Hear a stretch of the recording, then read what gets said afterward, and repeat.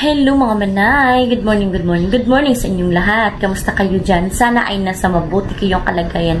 So ngayong araw mga manay ay super aga pa talaga.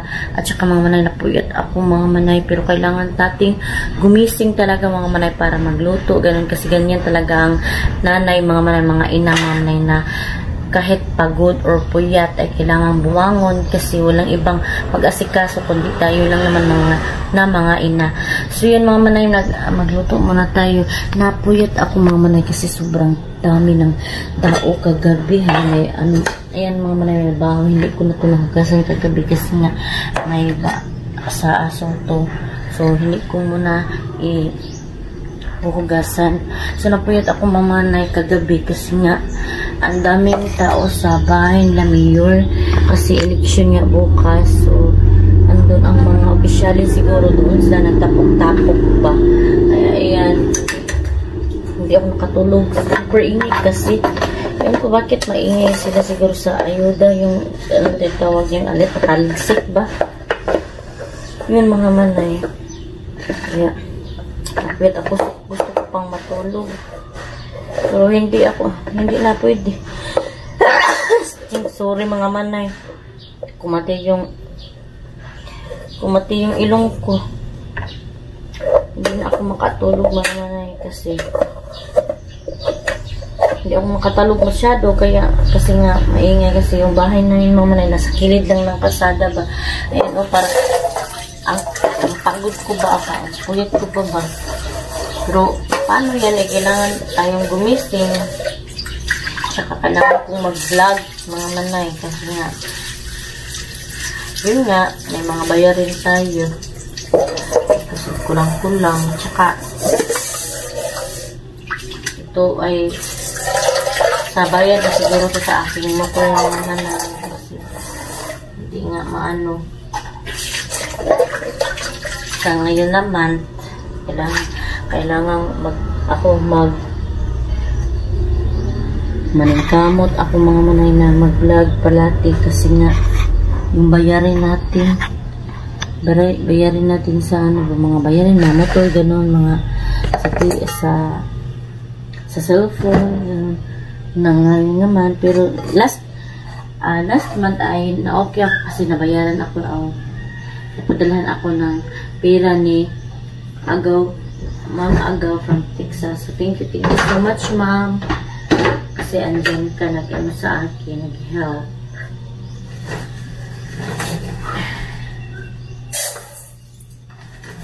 Dalawang cup lang yung aming ko. Ito ang malaki. Naubos eh. Nawala yung pink ito pang measure ba. Gusto ko yung ano ko ngayon naman ay stand.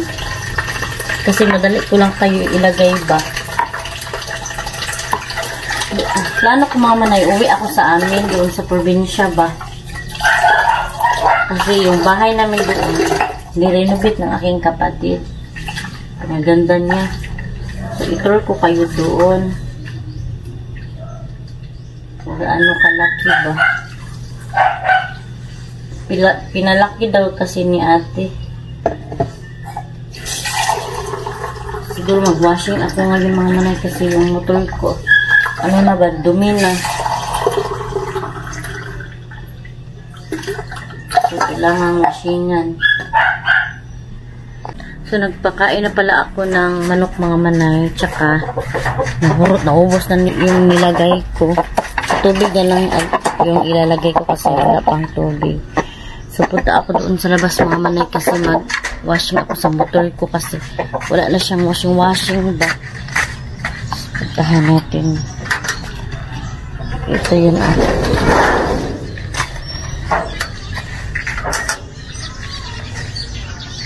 Tara tayo sa labas. Ayan, washingan natin to mga manay. Plaster ko muna to at ilagay ko kayo sa kilid.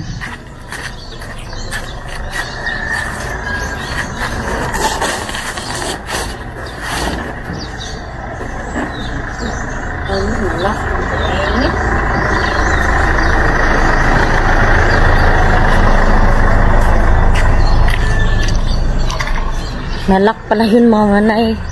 Nilak ko pala. Kaya pala yung manubila hindi siya maano ba. Wait, ma-forma. Sakurin ko muna yung ano ko mga manay. Asusi. So, pasensya na kayo kung dito lang tayo ngayon. Kasi mga hindi pa ako nakapag ano ba. Gusto ko sana kayo ilabas para ibang view naman yung makikita nyo. Pero paano eh. Dito lang tayo sa bahay eh. Gusto ko doon uuwi sa amin talaga. Para ano mga manay. Maano kayo ba? Mailabas ko kayo doon. At makita nyo yung gaano kaganda doon sa aming bahay. Para masaya din kayo makikita ng ibang view kasi doon sa aming bahay may madaming magagandang view doon eh. So yun ako ka-stand ko muna itong motor natin mga manay. And dumami na naman yung damo mga manay eh, bago ko pa to kinuhaan ng mga damo at yung sili pala mga manay ay nabuhi siya andun mga manay. So kailangan ko siyang anuhin yan. Ang liit trabaho eh. Kailangan kong tugsukan ba para hindi siya anuhin ng mga mananap. Ayun yung tanglad oh. Nawala yung saluyot. Sus, grabe talaga eh. Grabe talaga yung mga yung saluyot na nilagay ko dyan, nawala na. Mayroon pang isa na natira. Ayan, ito oh. Mataba mga manay. Ang dali tumubo ng mga grass. So ayan, ilagay ko muna kayo sa kilid.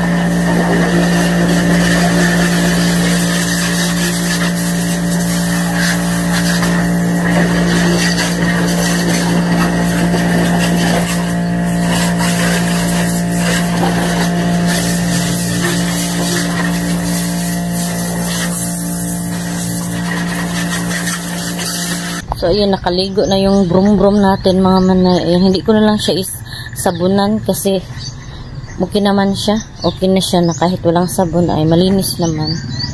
Ayan, so dyan muna yan, patuyuin ko muna siya. Hindi na ako nag-video, mga manay, kasi in-stop ko yung pag-video ba kaya mabasa kayo. Baka masira ang camera. So, pasok na ako, mga manay, kasi magluluto na tayo ng ulam. Magprito lang ako ng manok. Magprito lang ako ngayon ng itlog at saka tuyo. Kasi gusto ko talagang kumain ng tuyo, mga manay. Tsaka, mga gawain ko siguro. Kukunin ko na ito, mga manay, kasi natuyo na siya. Tsaka may mga labahin na naman ako. So, hindi na talaga matapos-tapos itong mga... Ganun talaga ang araw-araw, mga manay, gawaing bahay. Tsaka may trabaho din ako kay ate, pero hindi pa ako mag-ano kasi linggo ngayon, so sasamba tayo ngayon. So, hello mga manay, naluto na yung ulam ko. Ayan mga manay. So, tag-isa kami ni Pilis, Fiana, at ako mga manay, at saka tuyo akin lang. So, naglagay din ako ng suka mga manay, hindi nyo makita. Ayan, suka. Hindi ako nagpailaw mga manay kasi nagtitipid kay Charis. Ano ba, nagpatay ako ng ilaw. Kasi ganun lang naman din. Tsaka okay lang naman yung aura natin sa camera kasi ayun pure na yung kulay talaga natin. Hindi kasi ako maputi mga manay, kaya ayan, dumilim lalo yung palibot. Nagbaylo din ako mga manay. So ganito talaga mga manay, no, hindi talaga matapos-tapos ang mga gawain dito sa bahay. Yan talaga tayo, ang mga ina mga manay. Si Fiona at si Phyllis pala mga manay, tulog pa, hindi ko pa ginising mga manay. Siguro ako na lang siguro sa samba muna kasi tulog pa sila eh. Ako na lang yung samba. So napuyat din kasi sila mga manay kasi nga ang ingay sa labas, ang daming tao ba, hindi kami nakatulog masyado. Si Phyllis alas 12 na ata natulog mga manay. Si Piara hindi ko alam kasi nasa kwarto lang siya baka na pagod din. Iwan ko anong nangyari sa labas. Bakit hindi naman kasi ako lumabas mga manay, kaya hindi ako nagmaritis doon na tingnan kung bakit sila nagkagulo or ano ba. Iwan ko nagkagulo kasi ang ingay kasi. Baka ba yung taligsik. Kasi nga election ganun. Mga leader siguro nagkagulo sa pera ba na i-share. Ganun kasi dito sa Pinas, di ba? May yun, taligsik. So kain tayo mga manay. Ito lang ang ulam namin mga manay, simple lang. Sanay naman ako sa mga ganitong ulam. Kasi hindi naman tayo mayaman para maghanap pa ng masarap pa na ulam. Tsaka madali lang to ba. Ito lang ang mabilisan na madali makain natin sa mga, lalo na sa umaga.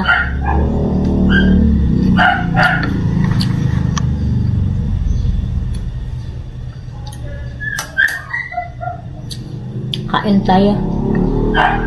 Mas masarap pa mga kumain na nakakamay.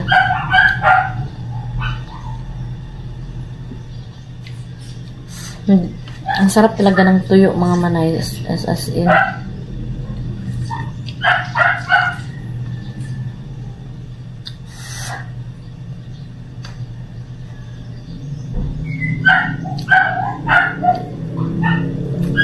Hindi pala ako bobotar mga manay kasi hindi ako nagparehistro. Nagparehistro ako pero nawala yung pangalan ko sa kumilik. Hala, ang dilim ko na mga manay. Ano ba yan? I-cut ko muna itong mga manay ha. Kasi mag-concentrate akong kakain ba. Hello mga manay. So dito na ako sa bahay. Ayan, red lips tayo ngayon. At andito din si Fiona at si Ate Phyllis. Si Phyllis mga manay. Nabalintuwad naman yung mga pangan.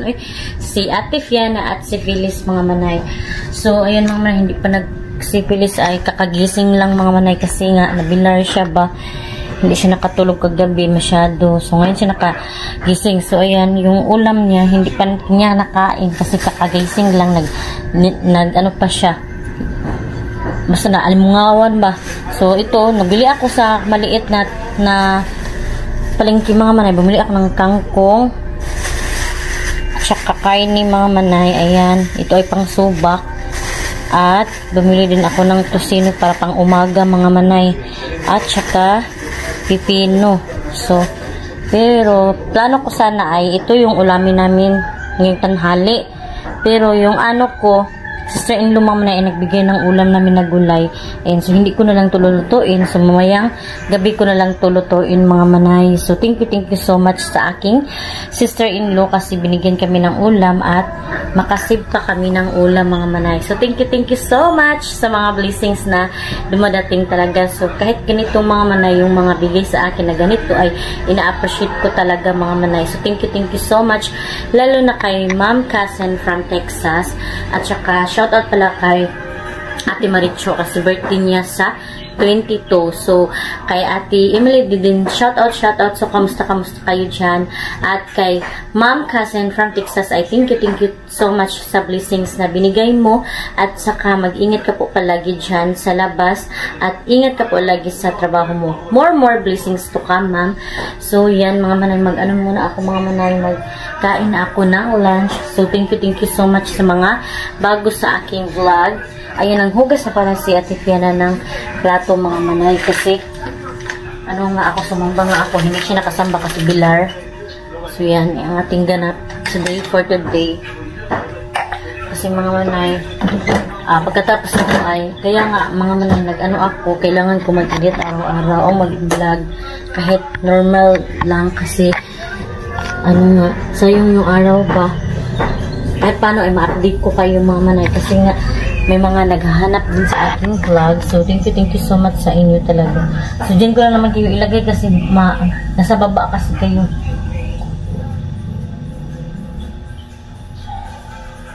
So, pasensya na talaga kayong mga manay ha kung dito lang tayo sa bahay, paikot-ikot. Pero baka mga next week or mga other day ay ilabas ko na talaga kayo para hindi naman kayo masumhan dito sa bahay ba. Gusto ko mag-content mga manay, yung punta sa mga ilog, kumukuha ng mga isda, ganun mga manay ba, namimingwit, na-miss ko yung doon sa bahay sa Unsayawan mga manay. Yun ang plano ko mga manay. May nag-anak ba? Yung tito siguro ng aking mister nag-anak, ganun gumagawa siya ng bakal, iwan ko anong ginagawa. Kaya ang ingay, pasensya na kayo. So, yun ang plano ko mga manay na uuwi ako sa amin para may makontent tayong maganda kasi pag dito nasa bahay wala talaga ako magagawa. Puro lang tayo paikot-ikot, ganun. At sa mga ganap. Pero at least mga manay, araw-araw ako nag-upload. So, thank you so much sa mga nag-review pa rin sa akin. So, kahit paano ay nakakatulong kayo sa akin, may revenue na papasok. So, siguro mga manay, dito ko na lang muna i-end ang aking vlog. Thank you so much sa mga nanood. Sa mga hindi pa pala nakasubscribe, please subscribe my YouTube channel and click notification bell para updated din kayo sa aking next video. See you in my next vlog mga manay. Bye-bye and God bless. Ingat po kayo parati.